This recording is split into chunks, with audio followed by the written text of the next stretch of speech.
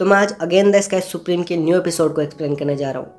Episode वहीं से start होता है जहाँ पर हम देखते हैं कि सिहाओ, जियान, मेंगे और बाकी सब स्टूडेंट तेंग्यू का वेट कर रहे होते हैं, जहाँ पर हम देखते हैं कि तेंग्यू और मिस गोंगसुंग वहाँ पर आ जाते हैं, जिसे देखकर सिहाओ बहुत ज़्यादा खुश होती है और भाग कर जाती है और तेंग्यू के गले लग जाती है। जिसके बाद वो बोलती है कि अगर तेंग्यू तुम नहीं होते तो शायद आज मिस गोंगसुंग को हम खो देते। जिसके बाद वो तेंग्यू को थैंक्स बोलते हैं। तभी तेंग्यू से बोलता है कि तुम्हें इतना पोलाइट होने की ज़रूरत नहीं है, क्योंकि हम सब दोस्त हैं और दोस्त दोस्त के ही काम आते हैं। जिसके बाद हम देखते हैं कि सिहाओ मिस गोंगसुंग के पास जाती है और वो उनसे पूछती है क्या आप ठीक हो। जिसके बाद वो हाँ बोलती है। तभी वो पूछती है कि उस यूकिन का क्या हुआ, आखिरकार उसके साथ हुआ क्या आप लोगों ने उसे मारा, क्या कहीं उसने आपको कहीं चोट तो नहीं पहुंचाया। जिसके बाद वो टेंग्यू की तरफ देखने लगती है। तभी टेंग्यू उसको इशारे से मना करता है कि कुछ भी बात मत बताना। जिसके बाद हम देखते हैं कि वो बात घुमाती है और बोलती है कि यूकिन वो तो बहुत पहले ही चली गई थी। जैसे ही ड्रैगन ने हम पर अटैक किया था तो यूकिन दूसरी साइड चली गई थी और मैं दूसरी साइड चली गई थी। जिसके बाद यूकिन बीच फाइट में ही मुझे अकेला छोड़ के चली गई थी। जिसकी बात सुनकर सिहाओ को बहुत ज़्यादा गुस्सा आता है और बोलती है कि अगर वो यूकिन अगर मुझे कभी मिल गई तो मैं उसे जिंदा नहीं छोड़ूंगी, क्योंकि उसने पहले तो हम दोनों पर अटैक किया, उसके बाद वो ड्रैगन के लिए आपको अकेला छोड़ दी। अगर वो गलती से मेरे सामने आ गई तो वो मेरे से बचने वाली नहीं है और उसको मुझसे कोई बचा भी नहीं सकता। सिहाओ के ये सब चीज़ बोलने के बाद हम देखते हैं टेंग्यू को, जो कि वहाँ पर सबको बता रहा होता है कि आज हमने 2 हेड ड्रैगन से लड़ाई की, जो कि एक लेवल 3 का बीस्ट था और वो सच में बहुत ही ज़्यादा पावरफुल था। और हम जिस रास्ते जा रहे हैं और आगे हमें न जाने कितने ऐसे बीस्ट मिलेंगे, इसलिए हमें अपनी पावर को जल्दी से जल्दी बढ़ानी होगी। और वो उन सब से पूछता है कि जो भी यहाँ पर सोल रिफाइंड रिम में पहुँच चुका है वो अब और ज़्यादा कल्टिवेट करे, ताकि वो इसको ब्रेक थ्रू करके आगे बढ़ सके। और वो बताता है कि तुम्हें इसमें 6 से 7 महीने लगेंगे, तब तक मैं, मेंगे और जियान यहाँ से जाएंगे और आगे का रास्ता देखेंगे कि रास्ते में कोई प्रॉब्लम तो नहीं है, कोई बीच तो नहीं है और कोई हमारा एनिमी तो नहीं है जो हमारा इंतजार कर रहा है। जिसके ये सब चीज़ बोलने के बाद वो उन सबको बताता है कि तुम्हें अच्छे से याद है कि मैं इस ग्रुप का लीडर हूँ और चीफ ने मुझे लीडर इसलिए बनाया है ताकि मैं आप सबकी मदद कर सकूँ और किसी को कुछ होने ना दूँ।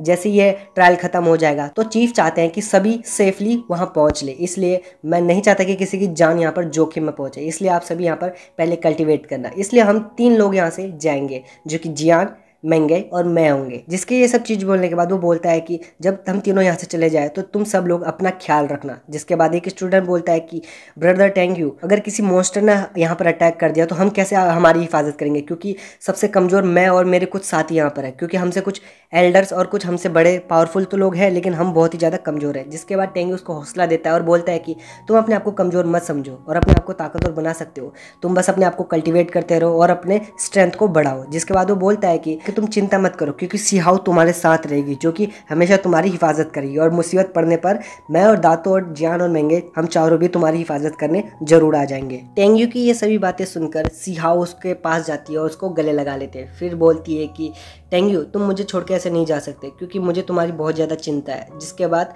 टेंग्यू से समझाता है कि हमें जाना होगा, क्योंकि हमें ही आगे जाके रास्ता पता लगाना होगा कि हमारे एनिमी वहाँ पर है या नहीं।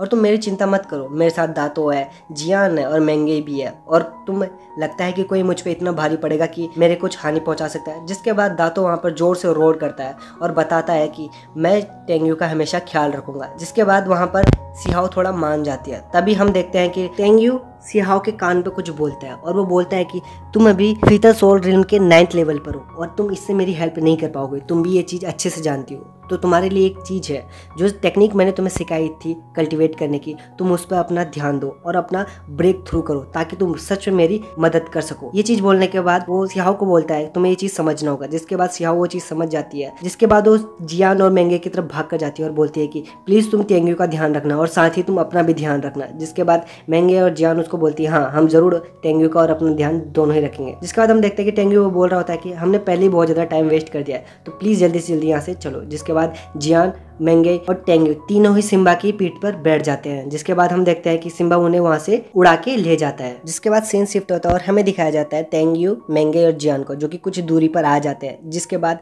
जियान नीचे देखती है और बोलती है कि टेंग्यू, ये इटरनल ट्रायल एरिया तो 10 मिलियन माइल्स की एरिया में फैला हुआ है। अगर हम अपने एनिमी को कैसे ढूंढेंगे और कब तक ऐसे उनको पागलों की तरह ढूंढेंगे, क्या हम उनको ढूंढ भी पाएंगे? जिसके बाद मेंगे उनको बताने लगती है क्यों ना हम गॉड ऑफ ब्यूरोस एबिस के एंट्रेंस में जाए, शायद हमें वहां जाकर कुछ हेल्प मिलेगी। जिसकी बात सुनकर टेंग्यू भी बोलता है ये बात तुमने बिल्कुल सही की। जिसके बाद टेंग्यू उन दोनों को बताने लगता है कि इटरनल ट्रायल का समय सिर्फ 1 साल का और हमारा कम से कम 2 या 3 महीना चला गया है, तो हमारे पास बहुत कम समय है। और साथ ही बाकी जितने भी और समझदार स्टूडेंट है वो भी यही कर रहे होंगे, वो एक दूसरे से फाइट अवॉइड करके ट्रेजर्स वहां लूट रहे होंगे और यही सभी लोग कर रहे होंगे क्योंकि वो फाइट अवॉइड करके ही कुछ अच्छे ट्रेजर्स हासिल कर सकते हैं। जिसके बाद टेंग्यू बताने लगता है लेकिन एक प्रॉब्लम जरूर है, क्योंकि सोल क्लैन और इटर्नल इमोर्टल के कुछ स्टूडेंट ब्यूरोस गॉड एबिस के गेट के आसपास ही होंगे, क्योंकि उनको अच्छे से पता है कि हमारा आखिरी लक्ष्य वहां तक जाना है और वो मेरा ही वेट कर रहे होंगे। जिसके बाद वो बताने लगता है कि वो हम पर घात लगाकर बैठे हैं, लेकिन हम सरप्राइज कर देंगे कि हम डायरेक्ट वहां पर जाएंगे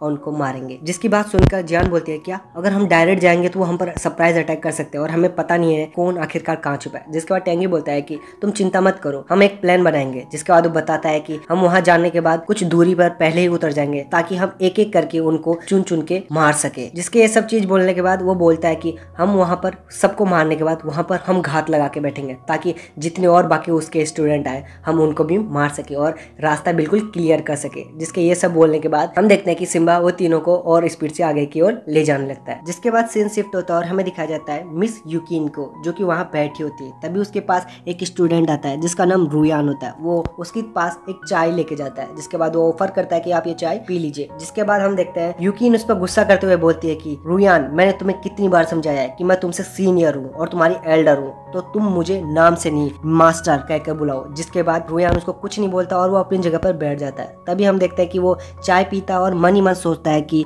जब ये इटरनल ट्रायल खत्म हो जाएगा और बाहर जाने के बाद मेरे फादर तुम्हारे फादर से बात करेंगे ताकि हमारी शादी हो जाए, तब मैं इटरनल इमोर्टल पैलेस का किंग बन जाऊंगा और तुम मेरी बीवी बनोगी और ये तुम्हारी जितनी भी हेकड़ी है मैं तुम्हारी सब ये हेकड़ी निकाल दूंगा और तुमसे बदला लूंगा। जिसके बाद रेयान ये सब चीज मन में सोचने के बाद यूकिन से बोलता है कि मिस यूकिन, मैंने आपको थोड़ी समय पहले कुछ बोला था, क्या आप मेरे साथ ब्यूरोस गॉड एबिस में जाओगी? जिसके बाद वो बोलता है कि आपने मुझे अभी तक आंसर नहीं दिया। तभी यूकिन उसे बोलती है कि मैं अभी कहीं नहीं जा सकती क्योंकि मैं बहुत ज्यादा थकी हूँ। तुम्हें पता है ना मैं 2 हेड ड्रैगन से लड़के आई हूँ, तो मैं अभी अपनी पावर को दोबारा रिकवर करूंगी, शायद उसके बाद ही कुछ डिसीजन ले पाऊंगी। जिसके ये सब चीज बोलने के बाद रुयान उसे कुछ नहीं बोलता और खड़ा होता है और उसे ग्रीड करते हुए बोलता है कि मैं आपके ठीक होने का इंतजार करूंगा, शायद आप उसके बाद मेरे साथ चलोगी। जिसके ये सब चीज बोलने के बाद वो वहां से चला जाता है। तभी हम देखते हैं कि रुयान बाहर आता है और अपने स्टूडेंटों के साथ वहां से चला जाता है। जिसके बाद हम देखते हैं कि यूकिन भी बाहर आती है और वो बाकी अपने साथियों को बोलती है कि मेरे पास तुम्हारे लिए कुछ काम है, मैं यहाँ से कुछ समय के लिए कुछ बाहर जा रही हूँ, तो तब तक तुम इस जगह का ध्यान रखना